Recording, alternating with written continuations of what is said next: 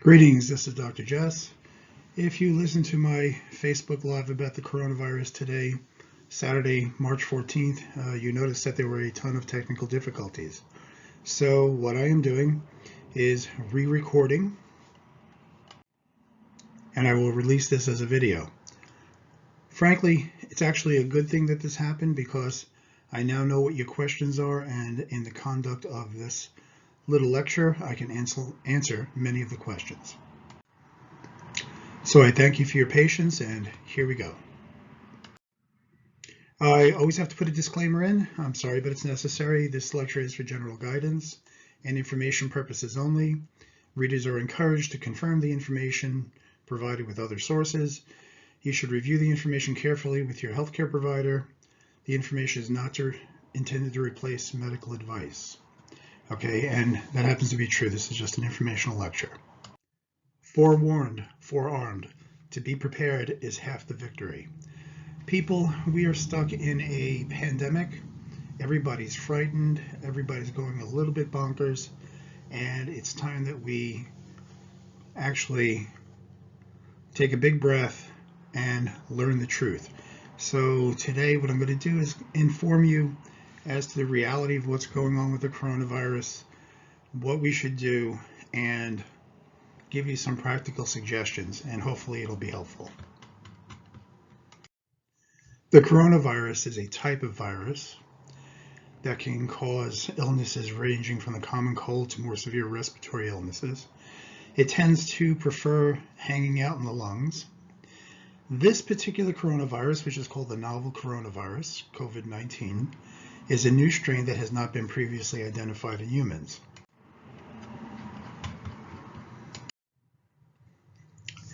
You know, generally speaking, concerning viral illnesses, we have partial immunity, and you'll notice that with the flu, people get the flu vaccines. It's not the flu that is going around this particular year. It's last year's flu.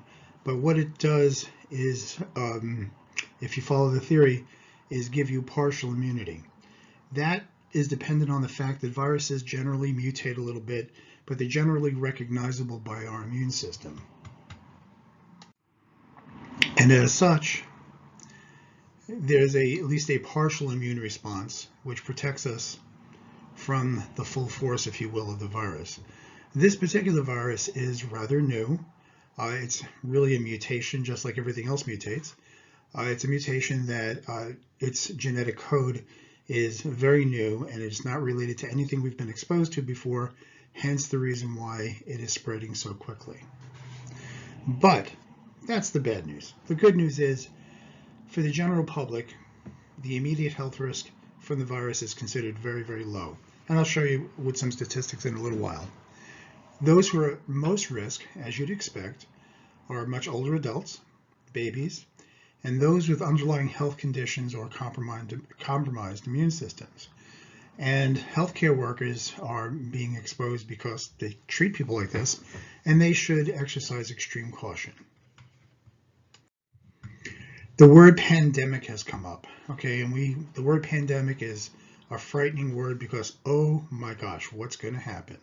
Okay, we start thinking about the Spanish flu. We start thinking about the bubonic plague. Okay, but let's remember, knowledge is power. Let's find out what the World Health Organization calls these things. So, an outbreak is the occurrence of a disease in excess of what would be normally expected. Let's say a kind of a localized outbreak. An epidemic is more than normal number of cases of an illness, specifically health-related behavior or other health-related events in a community or region.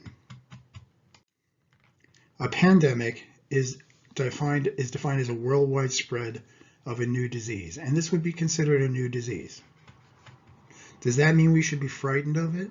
I don't think we should be frightened of anything. Okay, just understand what it is. Okay, Madame Curie, who's the discoverer of radium, always said nothing in life should be feared, but merely understood. So I did a little ciphering. I went to the World Health Organization a couple of days ago, and I realized these numbers have changed. But I figured, let me put this into perspective. Let's look at China. China has a population of 1.4 billion people. the number of confirmed cases in China was roughly around 81,000. When I put that into my calculator, okay, the percent of the population infected was 0.006%. That's a really small number, okay? Of those 80,000 people, 81,000 people, 3,100 people passed away, and that put the percentage of the infected who died about 3.9%. Understand that when this first happened, it originated in China, there was quite a while that they didn't know what this was, and until the full force of it hit, and probably the delayed response in treating people and the closeness at which a lot of those towns live contributed to that particular death rate. In Italy, there is about 61 million people. There have been 12,462 confirmed cases as of a few days ago, and that works out to a 0.003%. That's 0.003%. That's way less than 1%, way less than 0.5%, way less than 0.25%. Okay, 196 deaths. So of the people who were confirmed, about 1.5% of them died. I hope I'm doing my math right. Okay, don't count on that with me. I'm sure somebody will check me and correct me, and I hope they do. In Korea, there's about 52 million people, and there have been 7,869, and that worked out to 0.015%. There were 66 deaths, and the percentage of the people who died who were confirmed cases is 0.8%, like less than 1%. In the United States, we have 330 million people. As of a few days ago, it was 987 cases, which works out to that 0.003 again, and there have been 29 deaths. I know it's gone up, and if you do the statistics there, it's 2.9%. But don't get crazy about that number, because if you had a lot of testing, you'd find out that an awful lot of people have coronavirus, and it's still, the deaths would still sit at 29. So let's say you put a 1 in front of it, that was 1,900, okay, or 3,000. The percentage of people who died who from confirmed cases would drop precipitously. I rather think that the actual death rate from this is a little bit less than 1%, and it is in that group of people who are already compromised. Now, that's just a feeling that I have. I only showed you 4. I did the work on several other countries, but it was hanging around these numbers. So really, in this particular case, we have nothing to fear but fear itself. This was said by Franklin Delano Roosevelt during World War II, and it is true. There's an Arabic folktale that tells us that a wise old man traveling on a desert road to Baghdad met the figure of pestilence hurrying ahead of him. "Why are you in such a haste to reach Baghdad?" asked the old man. "I am due to take 5,000 lives in the city," Pestilence replied, before it went away. Later, on the return journey, they chanced to meet again. "You lied to me," the old man said reproachfully. "You said you would take 5,000 lives, but you took away 10,000 instead." "I did not do it," Pestilence swore. "I took 5,000 and not one more. Fear killed the rest." This is a salient point. According to the American Psychiatric Association, people who have a lot of stress, anxiety, and fear have weakened immune systems. This is a science called psychoneuroimmunology, and it's well seated in all kinds of scientific studies. And the reality is that the more afraid we are, the more panicky we are, the more anxious we are, the weaker our immune systems become. And, we already have a pretty toxic environment. We don't really need anything that's going to knock us down further. And if there's going to be an uptick in the death rates or the people who are going to catch the virus and have bad outcomes, it's going to be because of fear. It's going to be because of panic. And this is something we have control over. So let's think about that. So let's call a spade a spade. Let's talk about what's actually creating the stress, anxiety, and fear, okay? And again, this is all my opinion, okay? So take it as you will, take it with a grain of salt, but this is what I'm seeing. Disinformation. First of all, we're getting a lot of conflicting information. If we listen to the news, there's a vaccine in the work. There's not a vaccine in the works. Okay, the vaccine's no good. The vaccine's being, developed by the government. It's not being developed by the government. The tests, especially in America, tests are available. Tests are not available. The tests that were available, were inaccurate, and we're just getting, conflicting information. Now we're being told by the head of, certain organizations that we're simply not set up for this. Okay, we're not set up for the amount of tests that are necessary. Yet in South Korea, they're doing 10,000 tests a day. The United States of America can't get that number up. And, what makes them different from us? I just don't know. And sometimes we're hearing that the virus is a world killer. It's going to kill 40 million people and whatever. And then some people are saying that the virus is basically a normal flu. Just remember that opinions, very much like elbows, everybody's got two, okay? And it's hard to differentiate when someone you're listening to on TV is throwing an opinion at you, throwing something they heard, or something steeped in any kind of science. I was listening to a news broadcast, and the news broadcaster was talking to somebody on location in Italy, and as they were conversing, this young gentleman said, "You can get the coronavirus twice." And she stopped and said, "You can get the coronavirus twice?" And he started stumbling, saying, "Well, it's a new virus, so you can get it twice." I mean, either he wasn't thinking. That is certainly didn't make any sense to say you could get the coronavirus twice. Usually you get a virus, you develop antibodies, and you don't get it again. So this is the kind of thing you got to be careful for. You have to listen to everything and put it with a major grain of salt. The information that's being put out by the media seems to be bent on creating fear by accentuating drama, and it's clearly not balanced. So keep people asking themselves, how can I determine what the truth is? How can I protect my family? How can I protect myself? Should I buy more toilet paper? This one I don't understand about the toilet paper.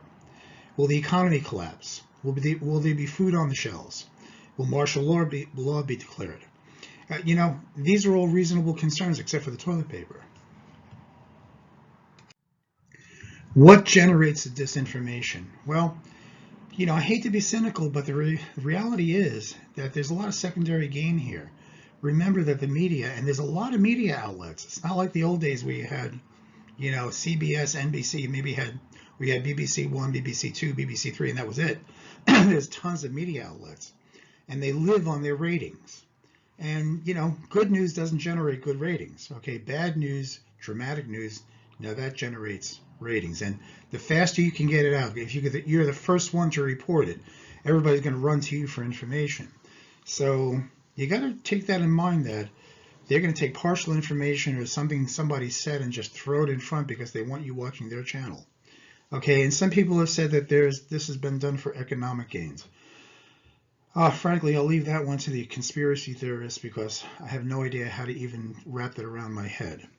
Okay, there has been political gain here. Okay, numbers. If the numbers are low, then it'll look like I'm doing a good job and they'll reelect me. We know that our president, didn't want the ship to dock because they didn't want the numbers to go up. That doesn't make any sense. So we're not really sure what the real impact of the coronavirus is. And there is changing information. Now, this is something you should expect. This is very new, and you should expect that the data presented is going to change, and sometimes drastically, as more is learned. Even what I put out about hypochlorous acid a while ago, I said to dilute it, only to find out that from my sources that, it should be done straight, it should be done neat. This is the kind of thing that, because this is coming out, very, very rapidly, you have to realize that things are going to change. So, and also there's a rush to get material out to the public, okay? So there's very little fact checking to be done. And this opens the door for seemingly incongruous evidence. So to a certain degree, this kind of behavior is expected in this type of situation. So what is the truth? We may never know. We know that Pilate asked Jesus, what is truth? Many people ask the same question. Okay, so How do we find the answer in a world where much of the information stream is controlled by those who often deny the existence of truth? Frankly, I don't know. Okay, so what should we do? If we can't get good truth, if we can't get good information, and even the scientific evidence is conflicting, what should we do? Well, very simple. There is a principle of your circle of control, your circle of influence, and your circle of concern. And my suggestion is that you put your energies into your circle of control and perhaps some into your circle of influence. The fact is that we may be concerned about what's happening in Italy and what's happening in Greece and in the UK and all these other things, but we have no control over it. That is being handled by people that, this will work itself out. What we have control over is what we do with ourselves, what we do with our families, and we may have some influence in our local communities. But that's where the proper influence should be. So what do we have control over? What should we be concentrating on? Well, frankly, the real simple things. You want to stop the spread of the contagion. COVID-19 is transmitted by droplet infection. Droplet infection, good Jess, speak English. Infection is sneezing, coughing, the droplets coming out of your mouth. That's how the virus sheds. So frankly, washing your hands, believe it or not, washing your hands. Okay, sneezing into your elbow, a habit I had to get into. Okay, for some reason I was taught to sneeze into my hand, but into your elbow, so that when you go to shake hands with somebody, you're not spreading the virus. And for the short term, avoiding crowded places. Now this is being done for us because different types of gatherings are being canceled. Okay, so over here, gatherings of more than 250 people are being canceled. And if you think about it, it makes sense, because if you're in a venue where you're kind of all crammed together, you're all breathing the same air, if somebody in there is sneezing and coughing, there's always somebody doing that, they're kind of spreading the virus all around. So for the short term, we want to self-quarantine or just avoid crowded places. Now this is a little bit wonky because, let's face it, we have to go grocery shopping. And I don't think grocery shopping is such a big deal, because you're kind of separated from people and there's a lot of air moving around, and unless you're in a market where everybody's like shoulder to shoulder, it's less of an issue. If you order food and you go to pick it up, I don't think you have to worry about it. Okay, it's going to be a relative thing. And we're making a reasonable big deal about, instead of shaking hands or hugging, doing the elbow bump, or my favorite is to do the Vulcan salute. And some people are even arguing about doing the fist bump. Okay, so whatever turns you on, but the principle is, if we take the time to do simple things to prevent the virus from spreading, each one of us contributes to stopping that, and that will add up, and this will not hang around that long. Obey the restrictions that are put upon us. Okay, they're only temporary, and resistance really is futile. There's places one place in Rochelle, New York, that they're calling an exclusion zone. They're not preventing people from going in and out. They're asking people not to go in and out. And our National Guard has been putting food in, making sure people are okay. There's going to be a lot more of that. You're going to be asked to not participate in things. Your children are going to be taken out of school for a little while. This is all really temporary, and to stop the spread of the virus. Let's face it, not a lot of people have been tested. So probably a whole lot of people have the virus and just don't even know it because it's not affecting them. Or if they're having very mild symptoms. For the most part, this is a mild disease. Only in those people who have other conditions has this been coming out as a serious condition. So we tend to concentrate on that, but that's not the norm. Okay, we need to realize that. We need to realize that if our part of this is to help prevent the spread of the contagion. Okay, and doing that, we're doing our part. If everybody does it, this will not last long. Okay, let's dive into prevention and treatment. There's lots of suggestions on treating out there, and they all circle around supporting the immune system, okay, as they should. There's tons of suggestions as to what to use, how to use it. I'm going to give you what my suggestions are and where I got them from, what I have been using with my own patients and with my own family. This is not to say that whatever anybody else is saying is wrong. Okay, I'm just going to try and simplify it for you and hopefully have a nice, sane way of doing this, because I've noticed that different companies are coming out with their own programs and they're getting very extensive, and it's been my opinion that the more you have somebody do, the less actually gets done, and that's just a human thing. So first thing, always support your foundation. Okay, we tend to jump right into the immune boosting this or the immune this or the immune that or this herb or that herb, and really always remember that you need a full complement of vitamins and minerals inside your cells for your biochemical processes to work. Okay, that's how you fix an immune system. You need absorbable phospholipids to repair your cell membranes, because without patent membranes, your cells, I'm sorry, it says your cells. This is what I get for dictating something instead of typing it. Your cells will not work at peak efficiency, and the disease can take root. So the actual master of the cell is the cell membrane. And believe it or not, if that's not working well, your cells aren't going to work well. And if your cells don't work well, nothing's going to work, because if you put cells together, you get tissues. If you put tissues together, you get organs. You put organs together, you get a body. And if you already have any kind of chronic condition, you should consider repairing your leaky gut, because that is the great creator or contributor to chronic inflammation, which is one of the major reasons for immune dysfunction. As you already know, that Elizabeth Lambert and I wrote a book called Leaky Gut, Leaky Cells, Leaky Brain. It's available on Amazon. It's available on Kindle. It's a grand total of $9 US, $7 quid UK. It's a good read. It has everything in there you need to fix leaky gut. If you're in Japan, it has been published in Japanese. Now, when you're considering any kind of nutraceutical, the key is absorption. Okay, and absorption, it's rather simple. If you don't absorb something, there's no sense in taking it. So the things that absorb the least are tablets. Okay, tablets always have a bunch of binders, and it's very hard to break them down. Capsules would be the next thing that would be a little bit better absorption, better than tablets. Powders and liquids, they absorb better than capsules, because again, you don't have anything to break down.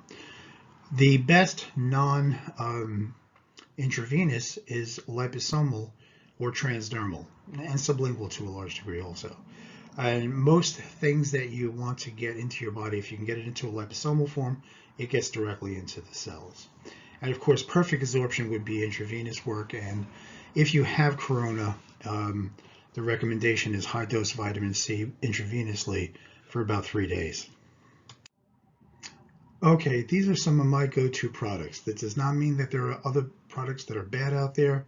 These are the ones that I generally recommend to people when I'm either prescribing care or if they ask me my opinion as to what they should take. In the capsule realm, I usually recommend Seeking Health, that's Dr. Ben Lynch's products, Optimal Multivitamin -1. The reason I like this one is because it's a 1-a-day dosage, which makes it a whole lot easier. And instead of using methylcobalamin and methylfolate, it uses hydroxycobalamin and adenosylcobalamin and folinic acid. Why is that? Well, you have to understand that I treat my patient population is people with complex multifactorial conditions. Many of them react poorly to methylated vitamins. So in my patient population, I usually give them the precursors like hydroxycobalamin and so forth, and they do much better with that. And you have to realize that when you do take a methylated vitamin, when it gets into your stomach, it deconjugates, and the cobalamin portion, the B12 portion, will simply go through the cobalamin pathway and create methylcobalamin. All right. So this, to me, is a safer one to use, and you're not going to react to it than anything that has the methyl-based vitamins. And again, this is just my opinion, and that's why I use this one. In the transdermal realm, I use a multivitamin patch from PatchMD. Currently, it's the only one on the market that I can say that actually works. There's a lot of other transdermal patches coming up the pike. This is one of my go-tos. It's one of their original products, and it will give you multivitamins and multiminerals right through your skin. And that assures that you're getting the vitamins and minerals at least into the serum. Protovite is something I've used for quite a long time. It is a liquid multivitamin, multimineral in a liposomal form that's in a base of liposomal phospholipids. It also has a bunch of herbs and something called proligna in it that helps reset receptors. This will guarantee that the vitamins and minerals and everything will get directly into your cells, and it will get directly into your cells in about 5 minutes. I use this constantly with my patients. I recommend it highly, and you can get it at vniscience.com. But any one of these be a great general support for you. Hypochlorous acid. Hypochlorous acid, otherwise known as HOCl, is what your cells produce to fight bacteria, parasites, viruses, and fungi. I know, sounds like a panacea, but it's true. And there are numerous emerging studies showing that the role of hypochlorous acid in the control of soft tissue infections as an antiviral, as well as a phenomenal safety margin. And I put a couple of studies here, and like the role of hypochlorous acid in chloride ion induced inhibition of virus replication.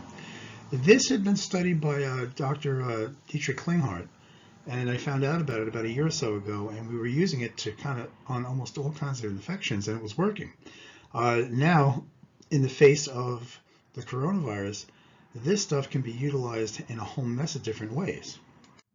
So the way that you can use this, and I'll tell you where to get it in a moment, you can use it as a spray on your hands. You can actually spray it on your face. You can spray it on surfaces. It's safe and effective. And, you know, I guess anything can cause anything, but I got to tell you that they use this for babies and stuff. And, you know, they use it for blepharitis, which is an eye problem. And guess what? It's very, very safe. Okay. I've been recommending, and this is also from Dr. Klinghardt, to diffuse it into the atmosphere of your room using an essential oil diffuser. You use it straight or neat, and you use enough of it to provide about 15 minutes of mist. And depending on, you know, the machine you have, that will vary. So it may be a quarter of an ounce or whatever. And recommendations vary from daily to every other day. And if you're going to use a diffuser, I suggested an ultrasound diffuser. They're not expensive, and that's what you would usually use for essential oils. This puts the hypochlorous acid into the air that you can breathe it. You don't have to stand over it, and you get a small amount through the mist into your lungs, and whatever is cooking in there, it's going to get. This stuff is pretty amazing. Now, where can you get this? In the United States, you can get it from Amazon or from these companies.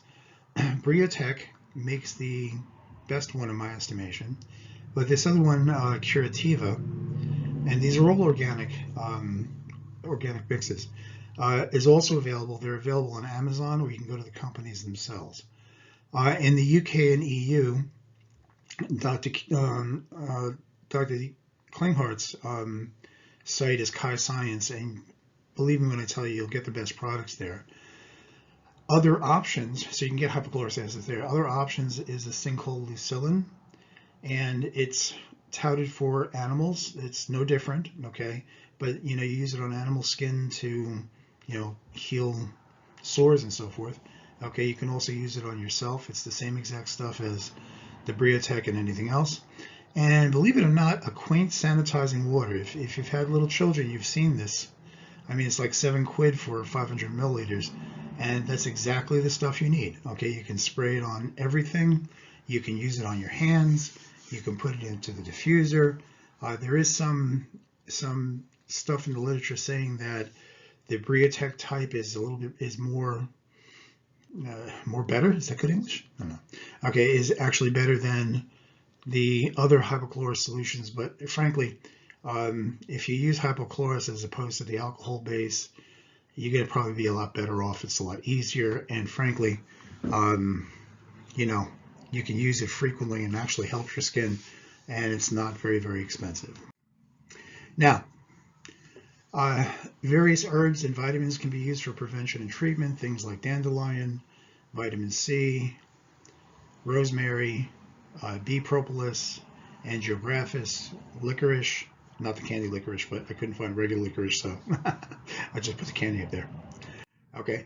Dr. Klinghardt had a lecture and on the COVID-19, and I got to tell you something, it was a great, great lecture. And the lecture and slides are available at klinghartinstitute.com. I really suggest you go over there and listen to the whole lecture. It has, I took this from there. Okay, this is his work, but I'm very impressed with it, so I wanted you to see it. The different herbs that are helpful are things like calendula. I hope I'm pronouncing that right. Okay, licorice. Be careful with the licorice because that can raise blood pressure, okay? And even Dr. Klinghardt was telling you using 2 little pipettes of it. Okay, so if you have high blood pressure problems like that, it's probably best not to use it, okay? Scutellaria, which is also known as skullcap, okay, is also used for an antiviral. Rosemary, okay? But the biggest one is angiographis. That is the most broad spectrum antiviral that's out there that you can get your hands on, that's easy to use, and I suggest that's why I highlighted it. Artemisia is an antiviral, but it's also antifungal and so forth, and dandelion is more anti-inflammatory. But Dr. Klinghardt mentions all of these and a combination of them which can be used for prevention and treatment of the coronavirus. What I found pretty interesting was the propolis. Okay, propolis is a potent antiviral, and I bought it in a throat spray. So if I get a little bit of a scratchy throat, I'm squeezing it down I'm spraying it down my throat. And they've been studying it as an antiviral for particularly the coronaviruses. Okay, so perhaps you want to consider it. If you're allergic to bees, don't use it. I mean, come on. Okay, also from Dr. Klinghardt, he mentioned alternative approaches for the treatment of an infected or diagnosed patient. That's centered around vitamin C. In Chinese hospitals, they were using intravenous vitamin C, which I know personally to be incredibly effective. And the dose was 100 to 200 milligrams per kilogram body weight, which was given intravenously for about 3 days in a row. That's anywhere from 7.5 to 15 grams. That's a lot of vitamin C, people, okay, for about a 180-pound person. So guess what? But I've used IV vitamin C before, and it is wonderful as a major antioxidant, and at those levels, it'll kill most anything. This has to be done under the supervision of a medical professional. It's not as easy as just, shooting IV in your vitamin C in your arm. There's a lot of other considerations. There's also been a suggestion of the use of Alinea and chloroquine or chloroquine. These also do work, but again, should be prescribed and monitored by a medical professional because they do have side effects that need to be managed. Vitamin D has always been suggested by every study that I read. Dr. K recommends 6,000 to 10,000 IUs a day. I'm usually recommending 5,000. I found with some people when you get to the higher dosages, it may raise blood pressure, give them headaches, increase inflammation. Again, remember the patient population that I treat. Okay, you can probably start out at 5,000 and then build up a little bit. If you start feeling negative results, go back to the 5,000. But vitamin C, vitamin D, and angiographis, take note. Okay, so let's make this kind of easy. Okay, let's put it together. Let's make it straightforward and practical and totally doable. First things first. Let's get rid of fear. Future events assumed real. Okay, let's not buy into the panic. Okay, stay away from the TV. Believe me, if they're going to shut down your schools or they don't want you to, go to certain things, they're going to announce it in your community. But for the most part, stay away from all the negativity that's out there because the media outlets they're just vying for position and they want your attention, so they're going to catastrophize everything. So take all information with a grain of salt, and frankly, take the bull by the horns and do what no one expects. Laugh. And I really mean that. There has been studies, loads of studies, showing that laughter is the best medicine. Okay, there's been cross-sectional studies showing that improvements in cardiovascular disease, improvements in the immune system when you laugh. So what do I mean? Should you walk around just giggling? No, I don't mean that. What I mean is do things that give you joy. One of the people on the Facebook Live today said that she was self-quarantining with her family. They were cleaning out the basement. They were planting their veg garden. They were doing things as a family, and wow, that gave her a lot of joy. For me, I happen to like to watch comedy shows or listen to stand-up comedians. I love to laugh. Okay, if you've listened to any of my lectures, I'm always, cracking jokes and so forth. Some people like to engage in their religions. Okay, whether you're Muslim or Catholic or Jewish, it makes no, never mind. Is that where you get your spiritual food and you raise your vibration, and that's where you get your joy? Engage in it. Don't stay away from it. Now, I realize that many churches and many gatherings are not gathering right now, okay, but look online. The people are live streaming. There's tons. They're getting creative about it. Do the things that give you joy, and that will raise your vibration if you're into that concept, and you will radiate health, guaranteed. You'll support your immune system, and believe it or not, just like a beacon of light, you're going to affect the people around you. And if everybody does it, they're going to affect the people around them, and so on and so on and so on. Believe it or not, that's how it works. And if you don't want to go for the more esoteric explanation, just remember, a good attitude, laughter, is what supports your immune system. Fear and anxiety knocks it down. So take steps to get away from fear. So again, watch what you feed in your head, okay? Because this too shall pass. How do I know it's going to pass? Recently coming out of China, you notice that you're not hearing a lot about China anymore. The reason is because it's become less and less and less there. They've been dismantling those makeshift hospitals that they needed for the patient overflow because they don't have that many patients anymore. And life is getting back to normal there. Slowly but surely, but it's getting back to normal. Remember that they were the first. They took time. It took a while to recognize it, and they got hit pretty hard. Okay, we have a heads up. Here in America, in the UK, in the EU, okay, we have a heads up. So we're doing the things that China did, okay, now. So we're going to shorten the course of this, and it will pass. Second, take reasonable precautions, okay? It's not a big deal to wash your hands. It's not a big deal to make sure that you don't sneeze in somebody's face. And unless it's absolutely necessary, perhaps avoiding crowded places maybe for the next month or so. And it all depends on what you do and what your desires are. Okay, maybe staying in touch with family and friends on Skype or on Zoom or on the telephone, or gathering in smaller groups.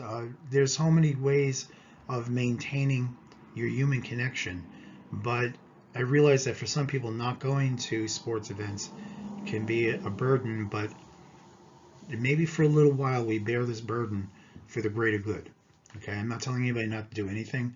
I'm just making a suggestion.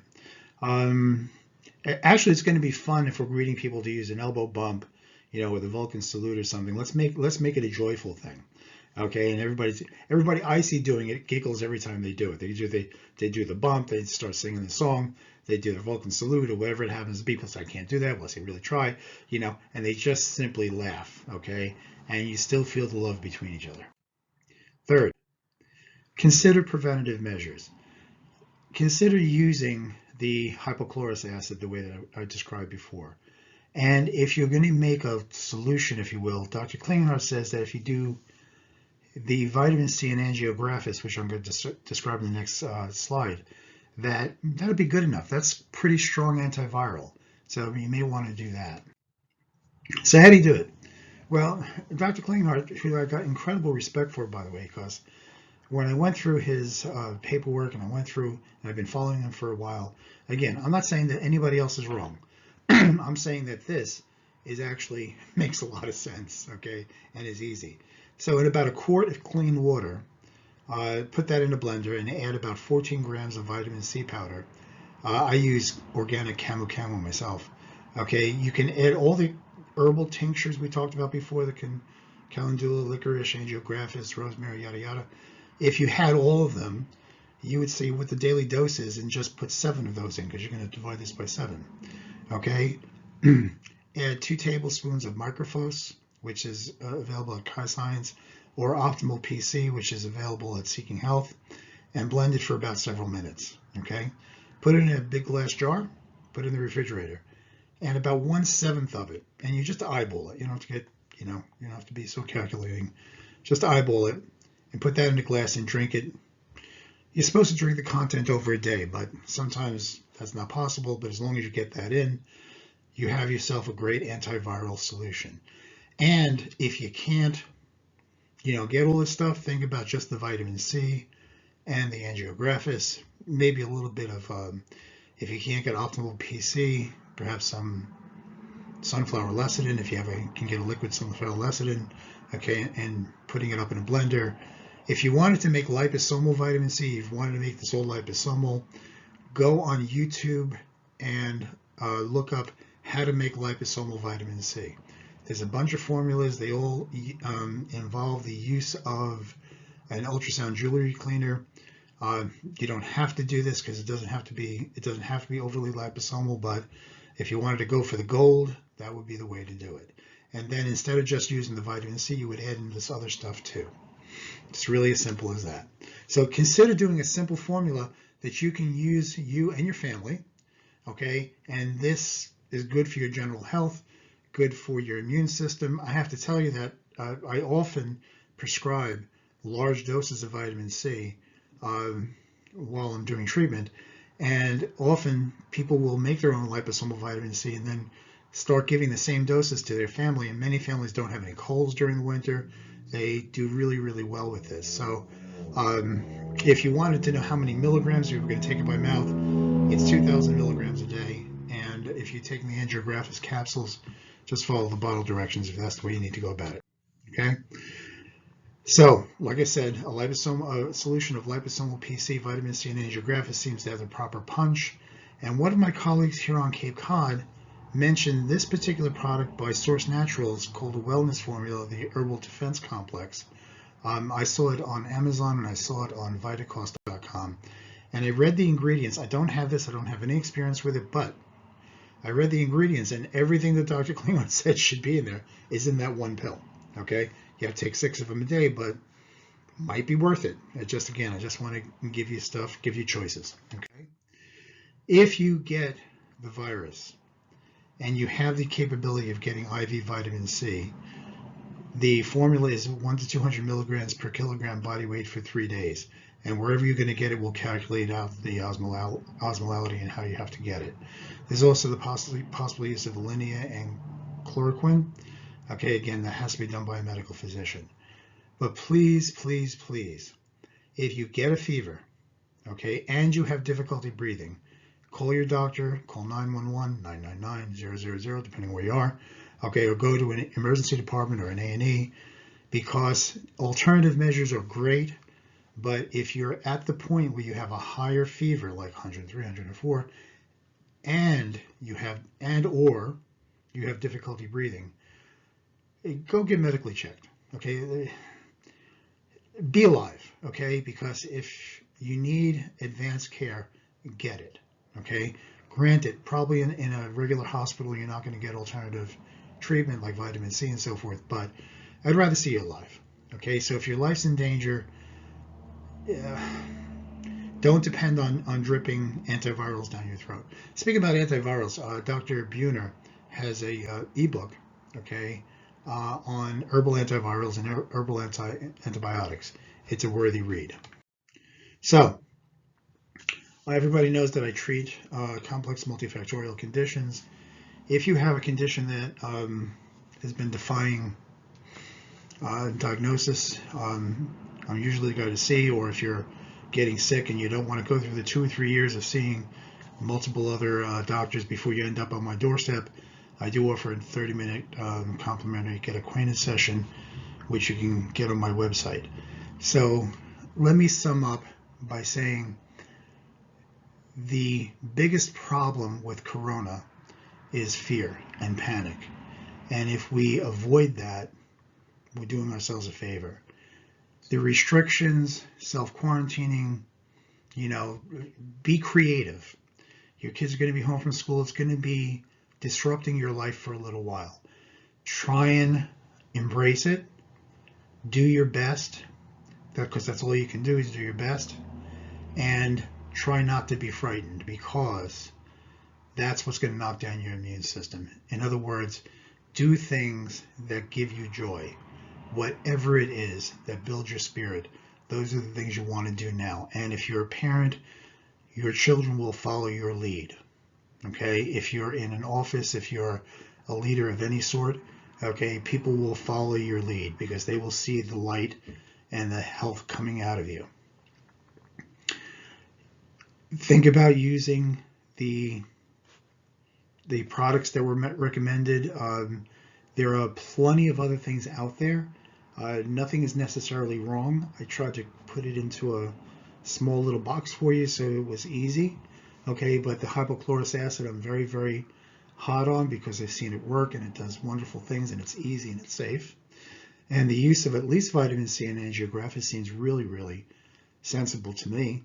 Okay, so if you had to knock it down to, just a couple of things to do, a really good multivitamin, vitamin C, extra vitamin C, angiographin, and perhaps using the hypochlorous acid, seems like a reasonable thing to do to keep you healthy and keep the health of your family up and keep your immune system up. So again, thank you very, very much for your attention. I'm sorry about the technical difficulties with the talk today. I would say I don't know what happened, but I didn't know how to use the program, so I will learn better next time. Anybody has questions, they can contact me at office@drjessharmon.com. I wish you well, and please, take this thing. Don't let it control you. You control it, okay? And as we would say in Brooklyn, once you've got control over it, it should be afraid, very afraid. You guys have a good day. Thank you very much for your attention. Bye.